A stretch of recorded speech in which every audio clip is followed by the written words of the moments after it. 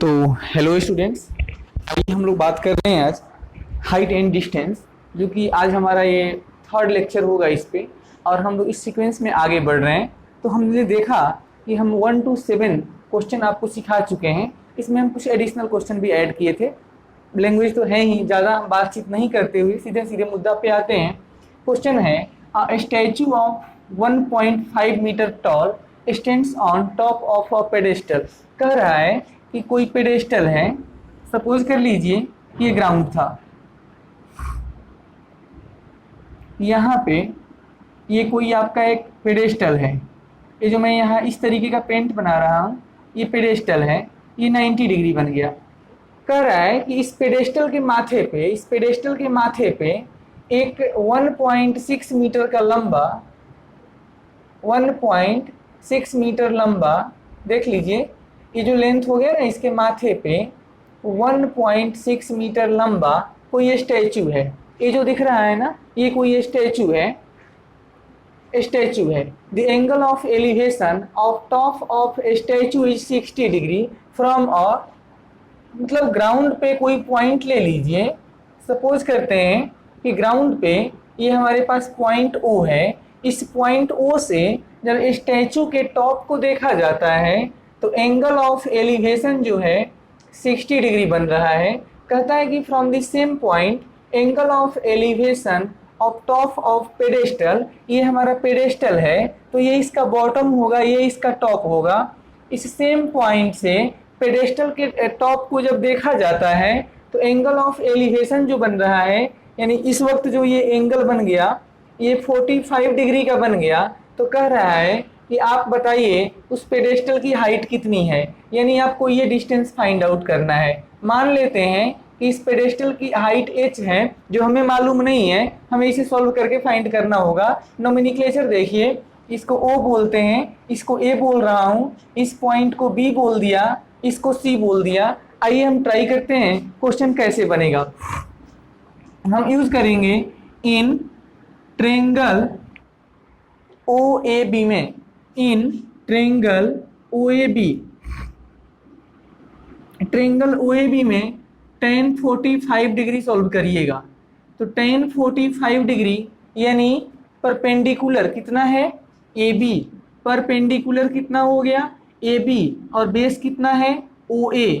अगर tan 45 का value याद हो आपको तो 1 is equal to AB upon OA होता है। जब क्रॉस मल्टीप्लाई आप करेंगे तो AB का लेंथ OA के बराबर आ जाएगा। AB का जो लेंथ है वह OA के बराबर आ गया। कोई बात नहीं है, यहाँ तो कुछ नहीं मिल रहा है, आगे देखिए क्या क्या मिलेगा। हमने इस छोटे वाले ट्रेंगल में tan 45 लिया, अब हम बड़े वाले ट्रेंगल को यूज करेंगे, यानी इन ट्रेंगल OAC में अब हम यहाँ यूज कर रहे हैं टेंजेंट ऑफ 60 डिग्री।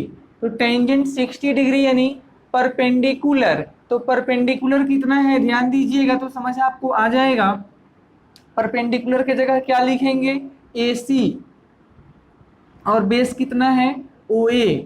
AC के जगह पे क्या लिखेंगे, AB प्लस BC। तो ध्यान दीजिएगा तो आपको समझ आएगा। AB का लेंथ यहाँ h यूज किया हुआ है, BC का लेंथ 1.6 क्वेश्चन में दे रखा था, OA हमें मालूम नहीं है तो OA को आप चाहें तो AB लिख सकते हैं, और AB का जो लेंथ है वो था h।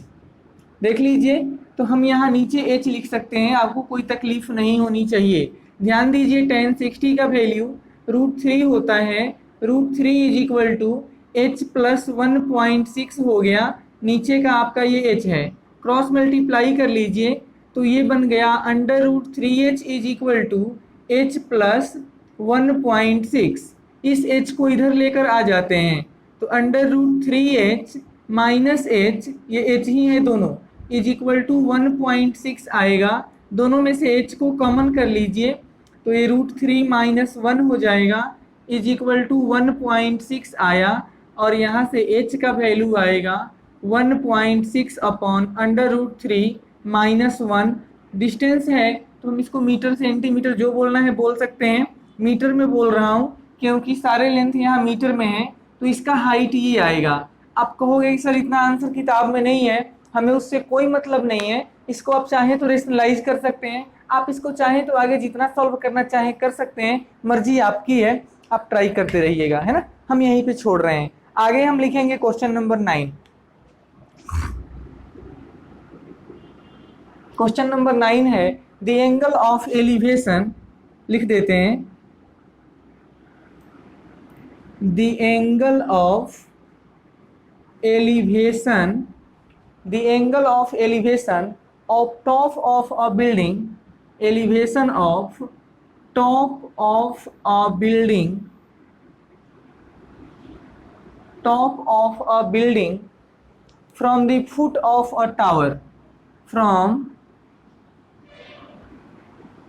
the foot of a tower, foot of a tower is 30 degree.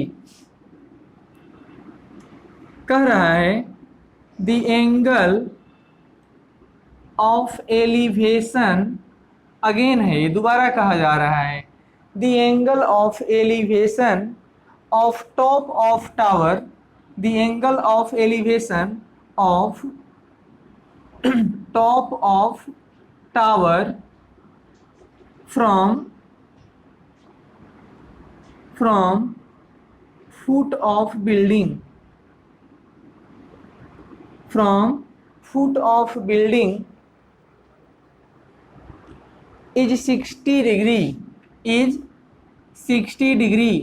कह रहा है आगे if height of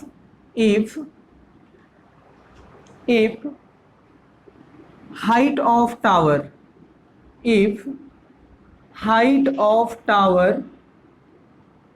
is 50 metre, यानी जो टावर है इसका हाइट 50 मीटर है, देन फाइंड करना है, find height of building, building का हाइट आपको यहाँ बताना है। तो आइए इस पूरे ही सिचुएशन को डायग्राम पे शो करने का कोशिश करते हैं। अगर इस लैंग्वेज को पकड़कर आप डायग्राम शो कर पा रहे हैं तभी आपसे क्वेश्चन बन पाएगा। क्वेश्चन पढ़कर समझा देते हैं। कह रहा है कि एक टावर है और एक मकान है, बिल्डिंग है, दोनों ही सेम ग्राउंड पे बने हैं। कहा जा रहा है कि जब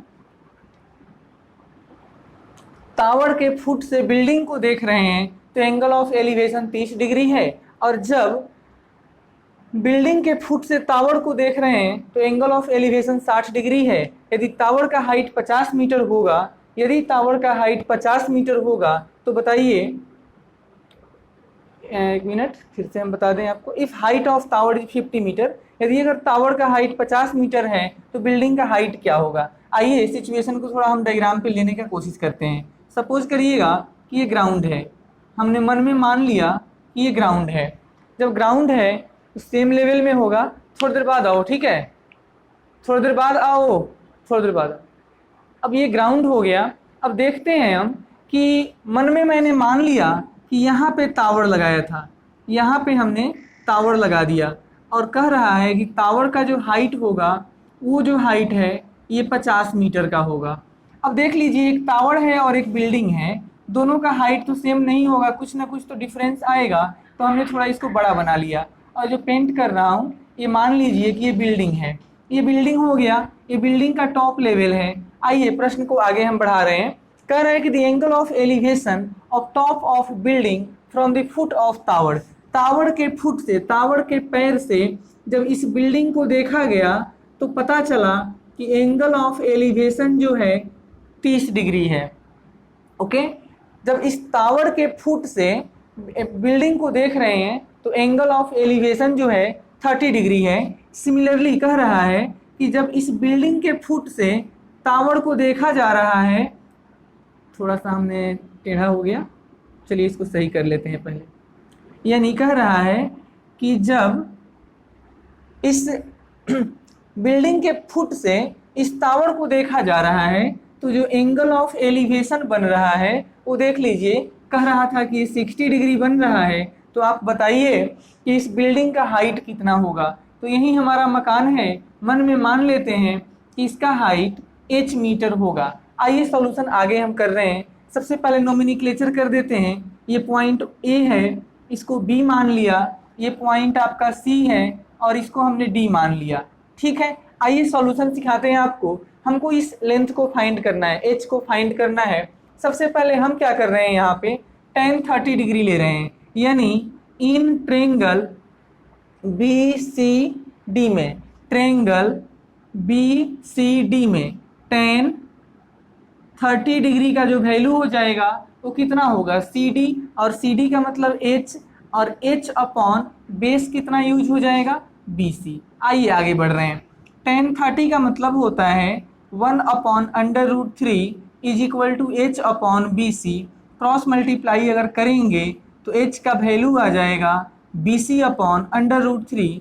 ध्यान से देखेंगे तो आपको समझ आ जाएगा। हमें एच का वैल्यू फाइंड करना है और एच का एक रिलेशनशिप आ गया जिसमें बी सी इंक्लूडेड है, यानी अगर बी सी का लेंथ मिल जाए तो हम काम कर सकते हैं। अब हमारा मेन मुद्दा है कि किसी भी तरीके से बी सी को हम एग्जैक्टली ढूंढ लेंगे। तो आइए, जगह थोड़ा कम है, यहाँ लिखेंगे अगेन इन ट्रेंगल, हमने बड़ा वाला ये वाला ट्रेंगल यूज कर लिया। अब ये ट्रेंगल लगाते हैं A B C, triangle A B C में, ट्रेंगल ए बी सी में अब हम देख लीजिए तो ए बी सी के लिए ये एंगल 60 बन गया। तो tan 60 डिग्री लेते हैं, तो tan 60 इधर से देखिए परपेंडिकुलर कितना हो जाएगा, A B, perpendicular A B हो जाएगा और बेस बी सी ही रहेगा। ए बी का लेंथ 50 आपको पहले से दिया था, बी सी के बारे में कोई जानकारी नहीं है, छोड़ देते हैं इसको। देख लीजिए tan 60 की जगह √3 पुट किया जाता है, तो √3 is equal to 50 upon B C. Cross multiply करके बी सी को फाइंड करेंगे तो बी सी का वैल्यू आएगा 50 अपॉन √3। तो इस बी सी को उठाकर यहाँ बैठा देते हैं। तो आइए उस बी सी को लेकर आइए। बी सी का सबसे पहले ध्यान दीजिएगा, ये है 1/√3 इंटू बी सी। तो बी सी की जगह क्या लिखोगे, 50 अपॉन √3। क्रॉस इसको सॉल्व कर लीजिए तो ये आ जाएगा 50/3 मीटर, और ये जो आएगा आंसर आएगा 16 पॉइंट समथिंग आएगा, यानी बिल्डिंग का जो हाइट है 50/3 मीटर रिजल्ट हमको मिल गया। अब हम लोग आगे बढ़ रहे हैं। हमारे पास जो नेक्स्ट क्वेश्चन है, क्वेश्चन नंबर 10, जो कि बहुत ही ज़्यादा इजी क्वेश्चन है वो, तो सीखिएगा उसको।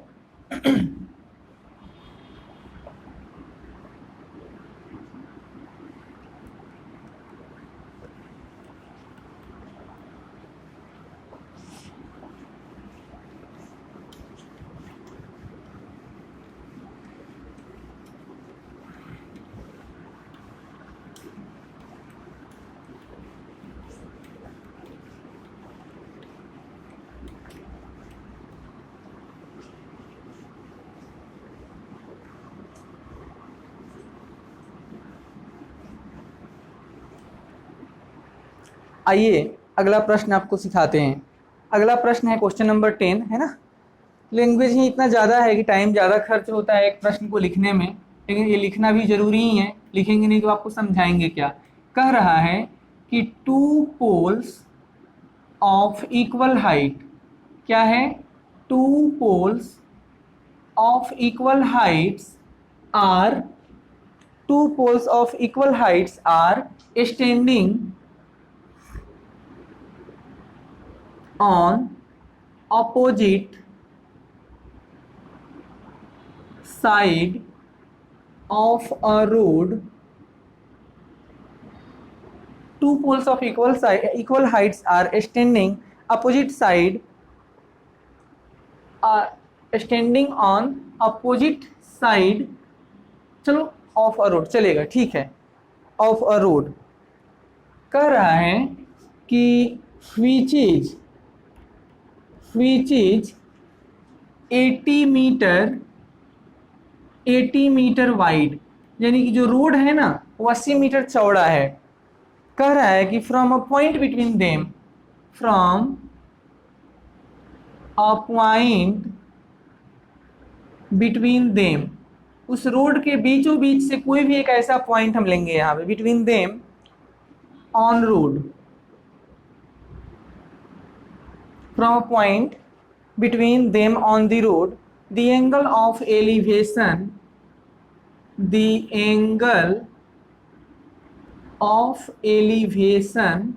कह रहा है कि जो एंगल ऑफ एलिवेशन होगा, angle of elevation of the top of the pole, angle of elevation of top of the pole are top of the pole are 60 degree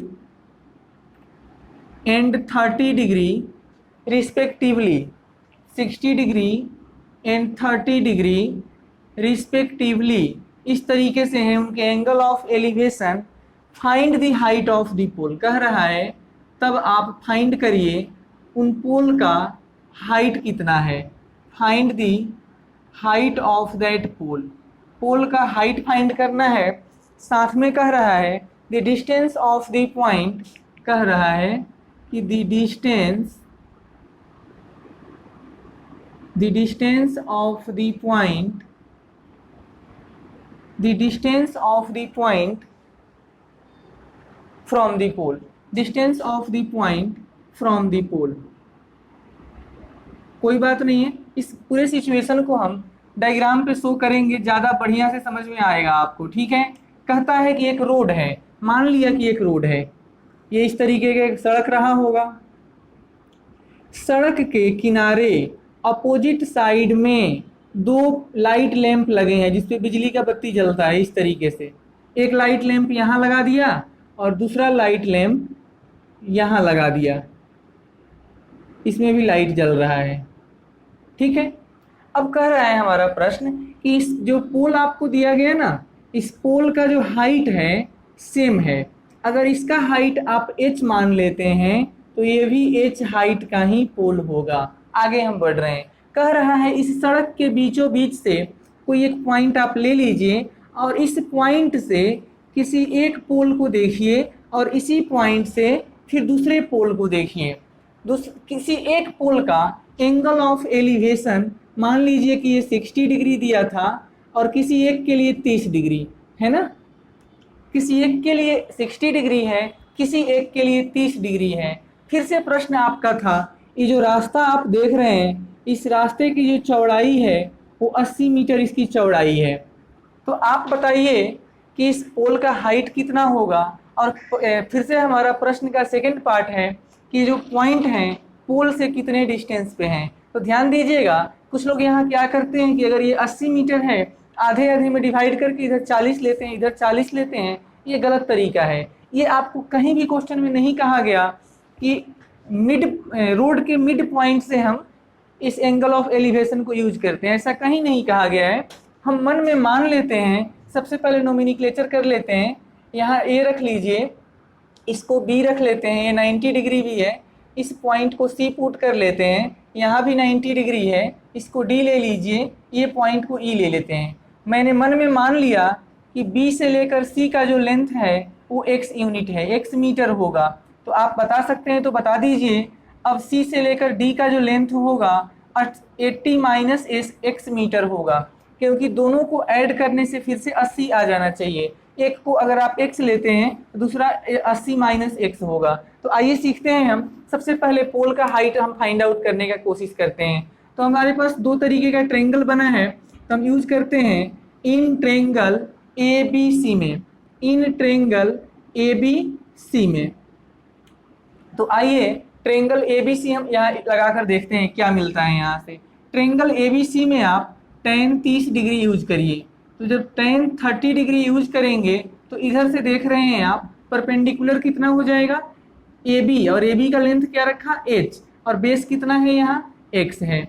तो ध्यान से देखेंगे तो समझ आ जाएगा tan 30 का वैल्यू है 1/√3 is equal to h upon X. Cross multiply अगर करना चाहेंगे तो h का वैल्यू आ जाएगा x अपॉन √3।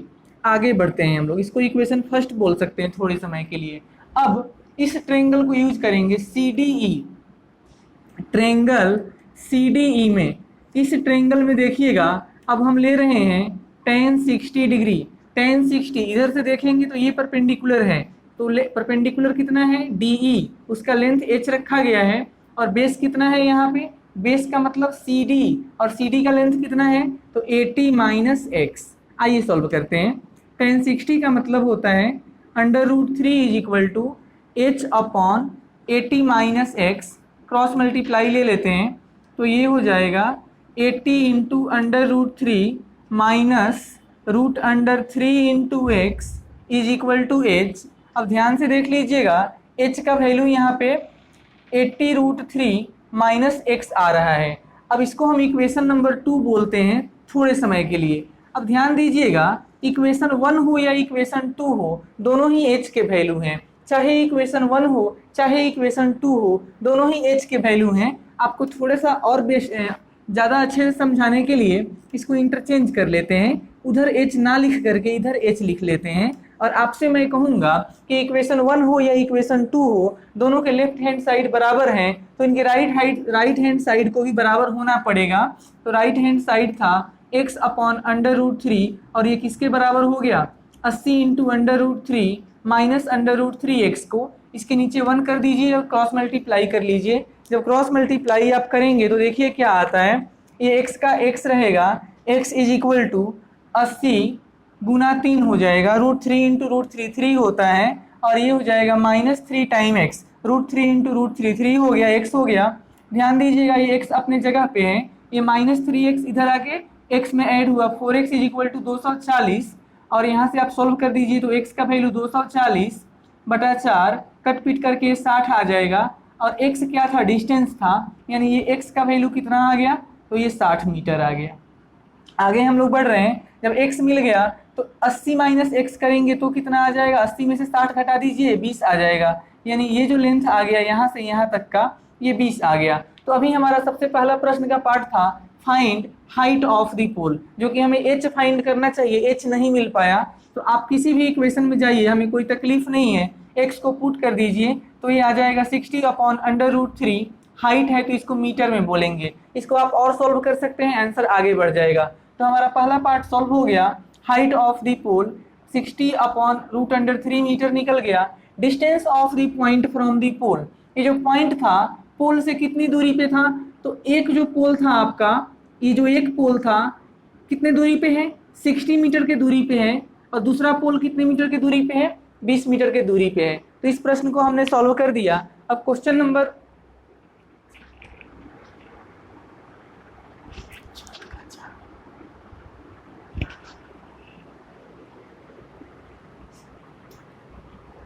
अब इसके बाद आइए हम लोग आगे बढ़ रहे हैं ना।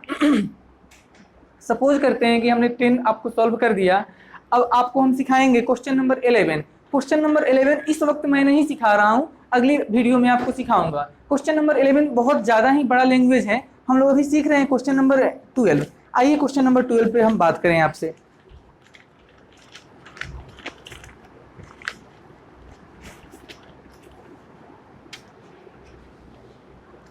तो अब हम लोग सीख रहे हैं क्वेश्चन नंबर 12।